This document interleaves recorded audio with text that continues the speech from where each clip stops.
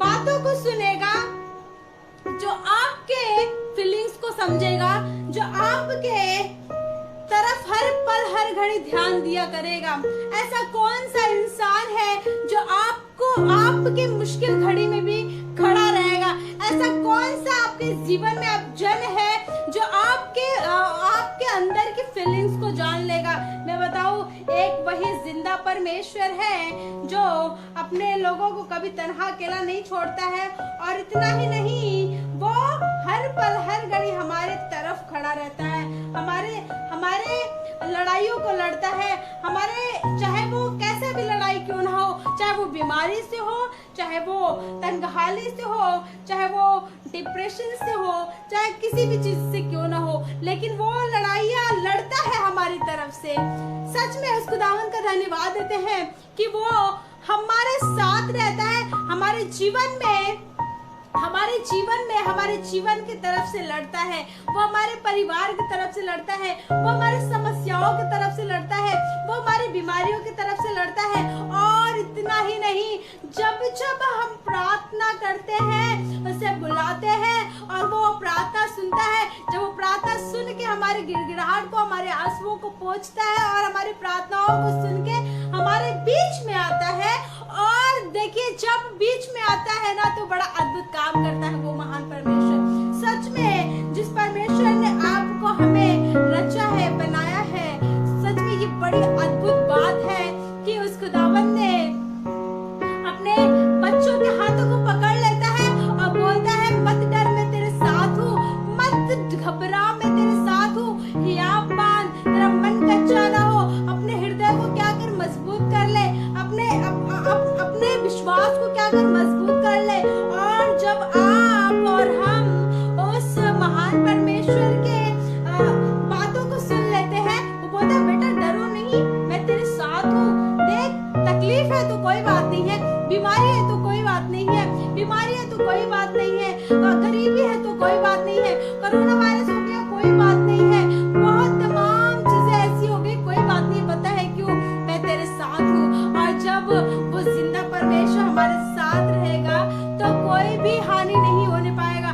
जब वो जिंदा परमेश्वर हमारे साथ खड़ा रहेगा तो कोई भी परेशानी नहीं होने पाएगा। पता है क्यों?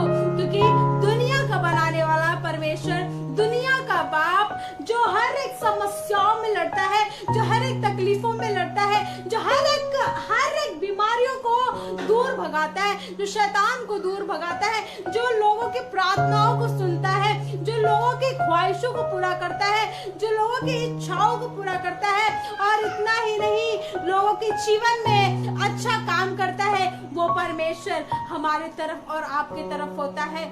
जितने उसके वचनों पे बने रहते हैं, जितने उसके आज्ञाओं पे बने रहते हैं, वो परमेश्वर उसके साइड हो जाता है। और आप सोचिए, कितनी अद्भुत बात है ना, कितनी खुशी की बात है कि दुनिया का बनाने वाला पिता हमारे तरफ हो जाए, दुनिया का बनाने वाला परमेश्वर हमारे तरफ हो जाए। बड़ी ही अद्भुत बात है, और बहुत ही वो जन अपने आप में लकी और सौभाग्यफुल है। क्यों? क्योंकि दुनिया का बनाने वाला परमेश्वर आपके और हमारे तरफ खड़ा हो जाएगा, तो आपका कोई भी हानि नहीं करने वाला कोई भी नहीं होगा आपके सम्मुख जो खड़ा रह सके। पता है, जब युद्ध होने लगा, जब इस्राएल और फलस्तीनियों में युद्ध होने लगा है, और जब फलस्तीनी लोग ललकार रहे हैं कि देखते हैं कितना पावर है तुम में, कितना लड़ते हो, कितने लोगों को मारते हो, कितने लोगों को गिराते हो, और जब उन्होंने ललकारा है और इजरायलियों का क्या हुआ है, विश्वास कमजोर होने लगा है, वो डरने लगे, बोलते कि ये कैसे, इनके अंदर ऐसे कैसे पावर आ गया, ये हमें ललकार रहे हैं। लेकिन पता है आपको, वहां पे एक छोटा सा बच्चा गया है, जिनके लिए सबको लग रहा होगा बड़ा मुश्किल है, ये कैसे कर सकता है, लेकिन वो छोटा सा बच्चा जब गया है और वहां पे बड़ा अद्भुत काम होने पाया है। क्यों? क्योंकि उस पर परमेश्वर का अभिषेक था, वो परमेश्वर की आज्ञाओं को माना करता था, और परमेश्वर की आत्मा उस पर उतरती थी, और जब परमेश्वर उसके साथ रहा करता था, पता है क्या किया है? उसने सारे फलिस्तियों को मार गिराया है, मार के गिरा दिया है, और एक छोटा सा बच्चा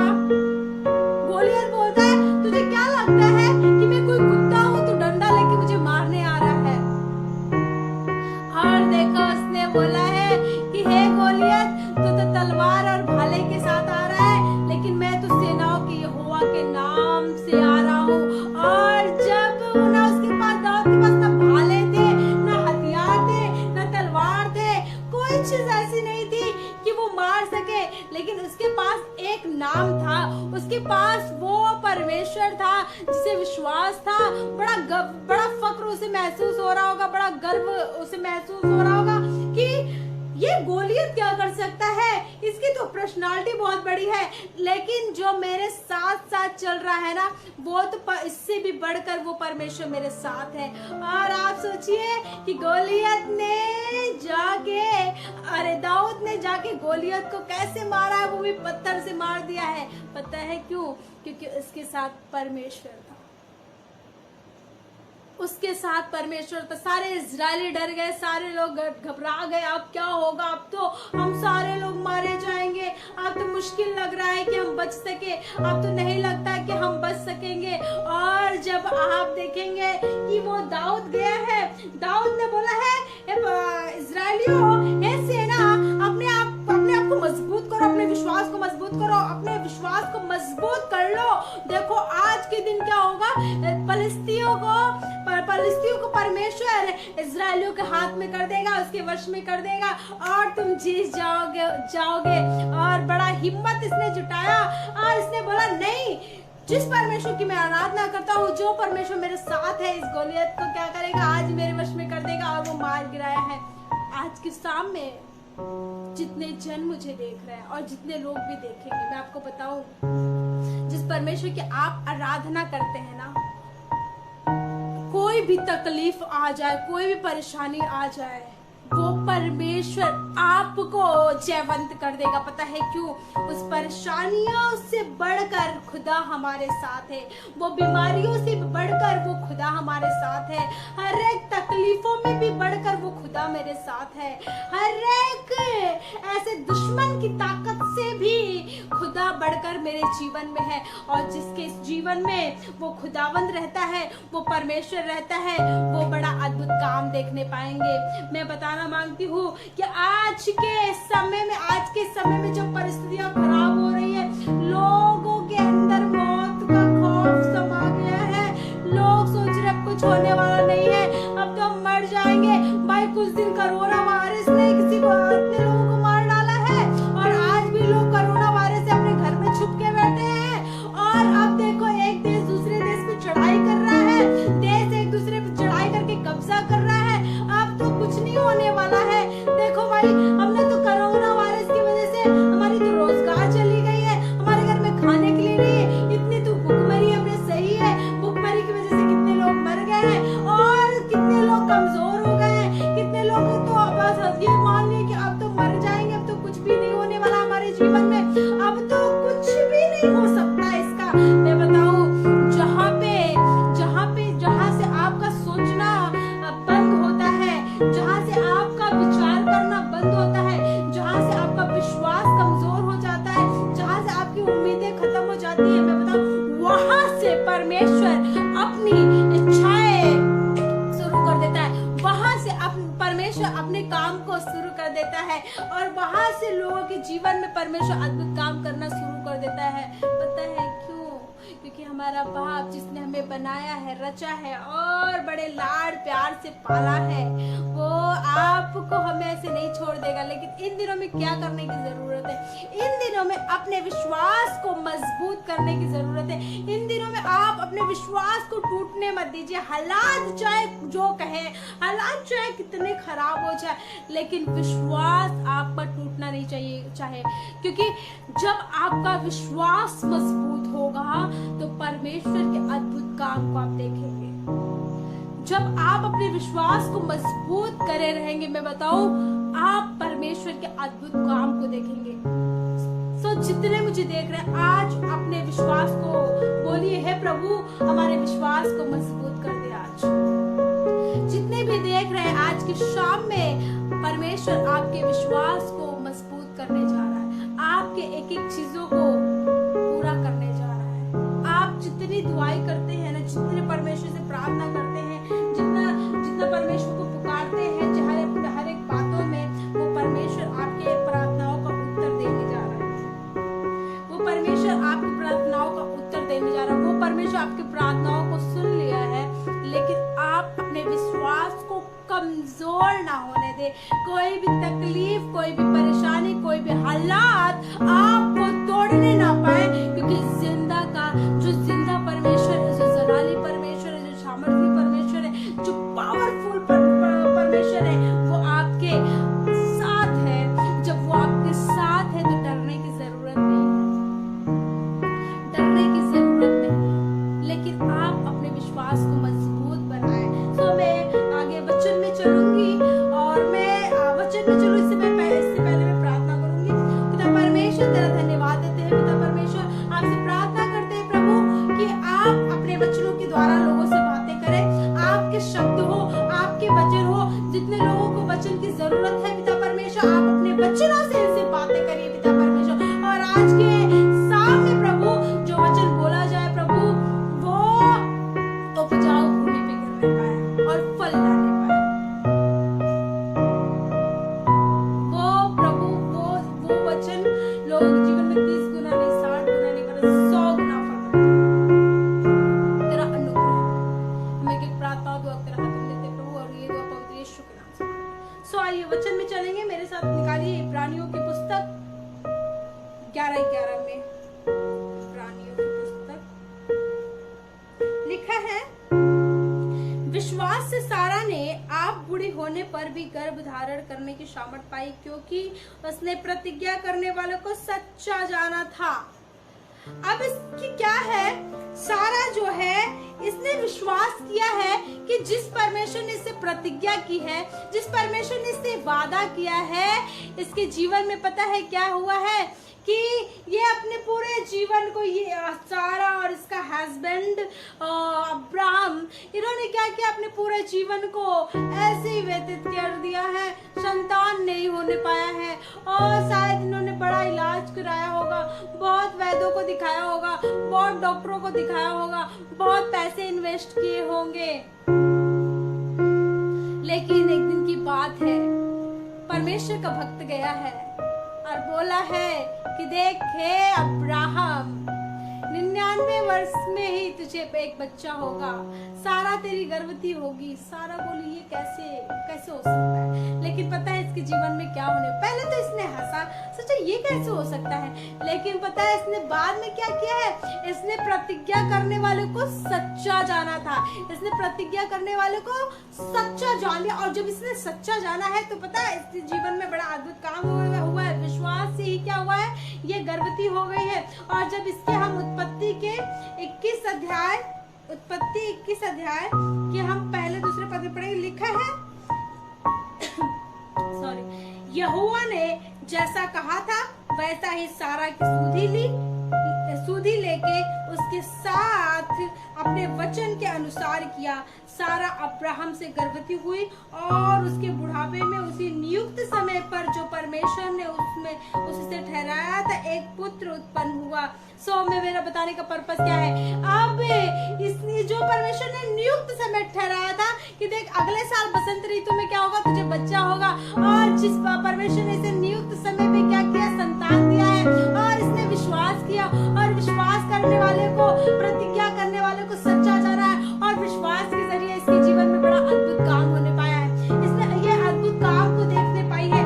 और जब इसको संतान हुआ है तो मैं बताऊं कि जब इसमें हम पढ़ेंगे उत्पत्ति 18 में, इसमें लिखा हुआ है, अब्राहम से तो निश्चय एक बड़ी और सामर्थी जाति उपजेगी और पृथ्वी की सारी जातियां उसके द्वारा आशीष पाएंगी। कैसे हो सकता है ये, कैसे हो सकता है, पूरे जीवन भर इनको तो बच्चा नहीं हुआ है, अभी बुढ़ापे में कैसे इनको बच्चा हो सकता है।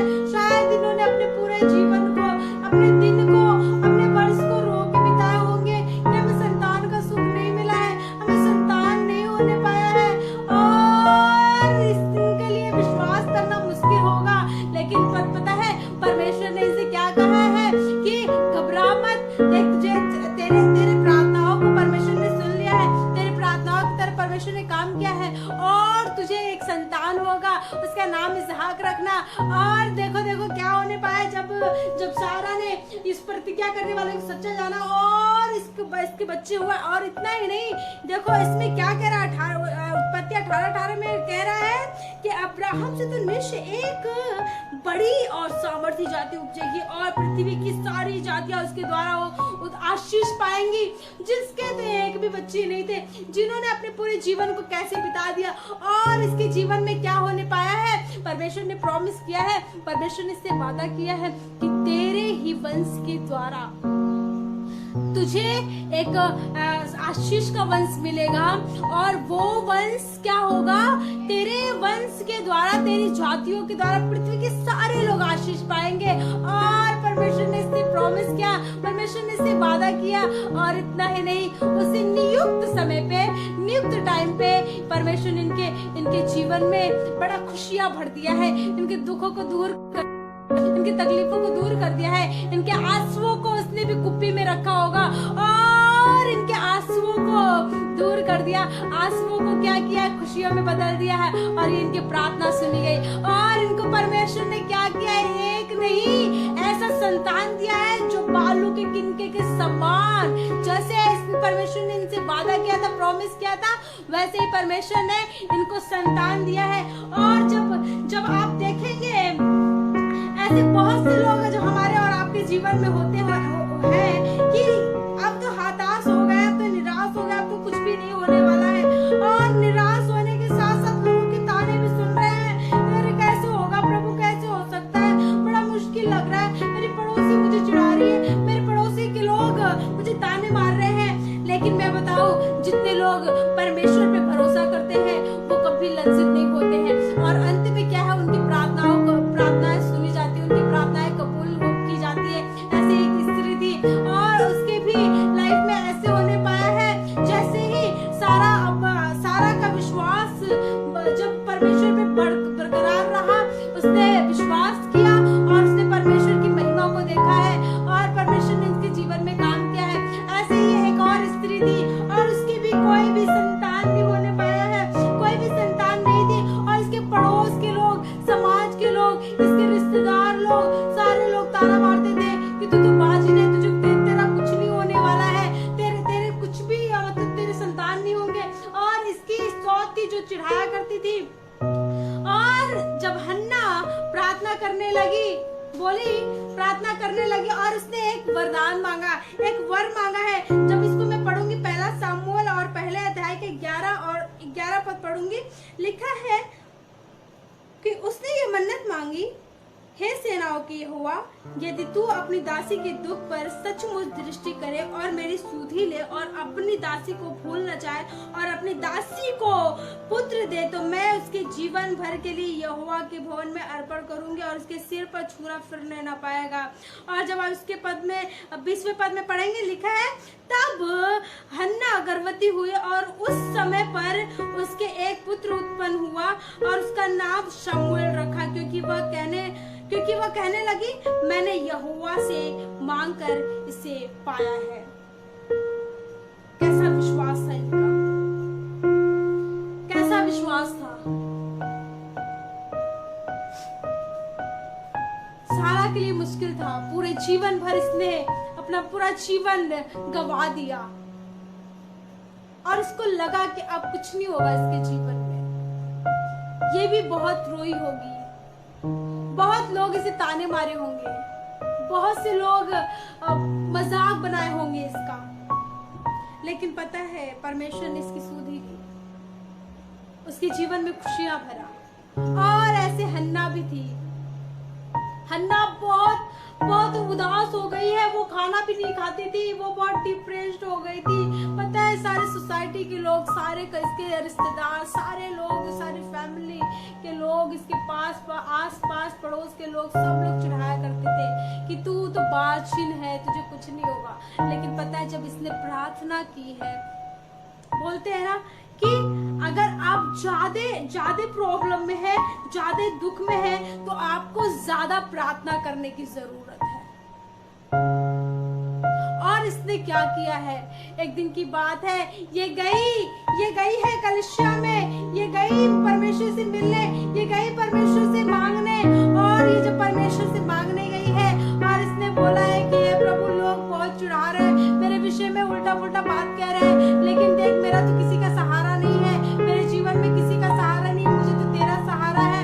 और जब इसने ये प्रार्थना कर रही है, रो रो के प्रार्थना कर रही है, ये एली सोच रहा है ये क्या कर रही है, नशे में है क्या। इसने बोला नहीं, इसने बोला है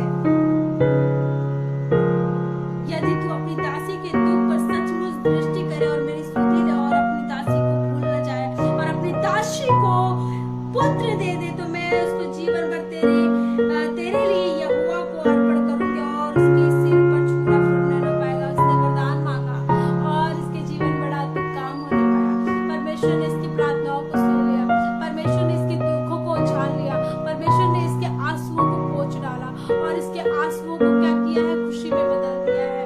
और जब इसके संतान हुए होंगे, सारे लोग की बोलती बंद हो गई होगी। जितने लोग इसको क्लेम कर रहे थे, जितने लोग इसका मजाक बना रहे थे, जितने लोग इसको कमेंट्स पास कर रहे होंगे, परमेश्वर ने क्या किया है, लज्जित नहीं होने दिया है। परमेश्वर ने हर एक के मुख को बंद कर दिया है।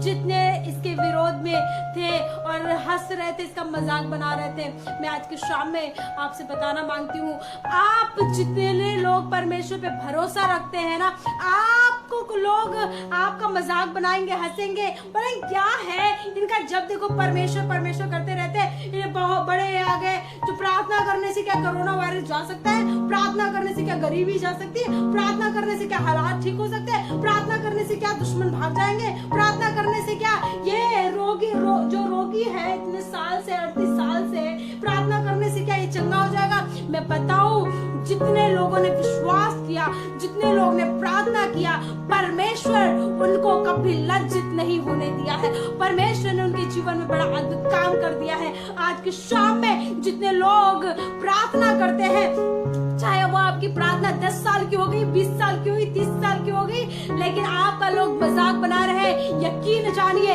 परमेश्वर आपको लज्जित नहीं होने देगा। परमेश्वर आपके प्रार्थनाओं को सुनता है, परमेश्वर आपके आंसुओं को पोंछता है, परमेश्वर आपके विश्वास के द्वारा आपके जीवन में काम करेगा। अगर किसी के पास नौकरी नहीं है, कोई बात नहीं है, परमेश्वर आपको अच्छा नौकरी देगा। अगर वो 10 साल से एक ही जगह पे नौकरी कर रहा है और उसका प्रमोशन नहीं हो पा रहा है, वो बड़ा कोशिश कर रहा है कि मुझे थोड़ी सी प्रमोशन मिल जाए, मेरी थोड़ी अच्छी सी सैलरी हो जाए, मुझे थोड़ी सी बढ़कर सैलरी मिलने लगे। मेरे भाई बहन, अगर कोई ऐसा है, मैं बताऊं, अगर आप विश्वास करते हैं, यकीन जानिए परमेश्वर आपको लज्जित नहीं होने देगा। परमेश्वर आपके जीवन में अद्भुत काम करेगा, परमेश्वर आपको उठा के खड़ा करेगा। जो आपको ताने मारते हैं ना कि तेरे तो कोई संतान नहीं है, तेरे तो कोई बच्चे नहीं है, तू तो गरीब है, तेरे तो खाने के लिए रोटी नहीं है, पहनने के लिए कपड़े नहीं है, रहने के लिए घर नहीं है, अगर आप प्रार्थना करते ना, यकीन जानिए परमेश्वर ऐसे लोग के मुंह को बंद करेगा, क्योंकि वो अपने बच्चों को पे ध्यान देता है, वो अपने बच्चों की प्रार्थनाओं को सुनता है, वो अपने बच्चों को कभी तनहा नहीं छोड़ता, वो अपने बच्चों के कभी आंसुओं को ऐसे व्यर्थ नहीं जाने देता है। और वो जब परमेश्वर जो अपने लोग के साथ रहता है, तो क्या होता है, अद्भुत काम होता है, उनकी तरफ से वो लड़ता है। लेकिन आप प्रार्थना करना ना छोड़े, हियाब ना छोड़े, परमेश्वर आपके जीवन में अद्भुत काम करेगा। बहुत सी दफा ऐसी होती है कि हमारा विश्वास इन दिनों में सब बहुत कमजोर होते जा रहा है, हालात को देख के, परिस्थितियों को देख के। पता है, लिखा है बाइबल में, अंत के समय में भी, अकाल पड़ने पे भी मैं तुझे जिंदा रखूंगा। एलियास अकाल पड़ गया है, खाने के लिए नहीं है, लेकिन पता है परमेश्वर ने ऑर्डर किया है, कौवा जाके उसको क्या कर रहा है, रोटी और बोटी दे रहा है, उसके पेट को भर रहा है। पता है क्यों? क्योंकि परमेश्वर ने उस पे अपने ध्यान किए थे। हालात चाहे कितनी भी खराब हो जाए, कितना भी होने दो, युद्ध होने दो, लड़ाई होने दो, दुश्मन खड़े हो जाए, बम विस्फोट हो जाए, आपके विरोध में लोग चले जाएं, लेकिन यकीन जानिए कि अगर आपकी तरफ से आपका परमेश्वर खड़ा है तो कोई विरोधी नहीं है। अगर आपके साइड से आपका परमेश्वर खड़ा है तो कोई विरोधी नहीं है। अगर आपकी तरफ से आपका परमेश्वर खड़ा है तो दुनिया का कोई ऐसा जन नहीं है जो आपको घात पहुंचा सके, आपके बच्चों जा सके। मैं बताऊं, वो जिंदा परमेश्वर है और अपने बच्चों की देख रेख करता है, वो अपने बच्चों की निगरानी करता है और वो अपने बच्चों के हाथों को जब पकड़ लेता है ना तो बड़ा अद्भुत काम होता है। और ऐसे ही जब रूथ का हस्बैंड क्या है, रूथ का हस्बैंड मर गया, और जब रूथ का हस्बैंड मर गया है ना, वो अपनी सास के साथ रही, बोले कोई नहीं है, तेरा पुत्र मर गया है लेकिन मैं तुझे छोड़ के नहीं जाऊंगी। रूथ क्या थी? रूथ एक मोआबी स्त्री थी, उसे तो परमेश्वर के विषय में पता भी नहीं था। वो दूसरे देवता की आराधना क्या करती थी और दूसरे देवता की आराधना क्या करती थी। और जब वो अपनी सास को देखने लगी, ये तो सच्चाई की राह पे चलती है, ये तो इसके साथ तो परमेश्वर रहता ही, ये तो जो भी काम करती है सफल होता है भाई। और जब वो उसने अपनी सास को देखा, जैसे जैसे उसकी सास काम क्या करती थी, और वो अपने सास को देखने पे विश्वास की और उसके जीवन में अद्भुत काम होने पाया है। आज की शाम में अपने परमेश्वर के वचन को जान ले, अपने परमेश्वर के वचन को अपने हृदय में, अपने जीवन में अधिकारी से बसने दे, और वो वचन आपके जीवन का स्रोत है और वो वचन आपके जीवन में अद्भुत रीति से काम करेगा। वो परमेश्वर का वचन जितनी भी जिनकी लाइफ टूट गई है, बिखर गई है, खंडर हो गया, लगता है कुछ नहीं होने वाला, इनका कुछ नहीं होने वाला है, इनका जीवन खराब हो गया है, मैं बताऊं आपका परमेश्वर आपके साथ खड़ा है, आपके हाथों को पकड़ा है, आपके साइड है। आप देखेंगे अद्भुत काम देखेंगे। आपको परमेश्वर हर एक ऐसे प्लेस से खड़ा करके यहाँ पे लाएगा, सेव करेगा, अपने साए में महफूज रखेगा। हे मेरी बहनों, मेरे भाई, कोई भी अंकल आंटी जो भी मुझे देख रहे हैं, इन दिनों में अपने विश्वास को मजबूत करें और साथ ही और उन लोगों का विश्वास बताएं कि परमेश्वर भला है, परमेश्वर अपने बच्चों के आंसुओं को पूछता है, प्रार्थनाओं को सुनता है। तो खुदावन बहुत ही अद्भुत काम करता है जो भरोसा करते हैं। अब अपने परमेश्वर को अपने जीवन में सबसे ऐसा वैल्यूएबल थिंग बनाइए जो कभी गिरने ना पाए। दुनिया की चीजें थोड़ी दिन की है, वो थोड़े दिन में खत्म हो जाएगी, तहस नहस हो जाएगी।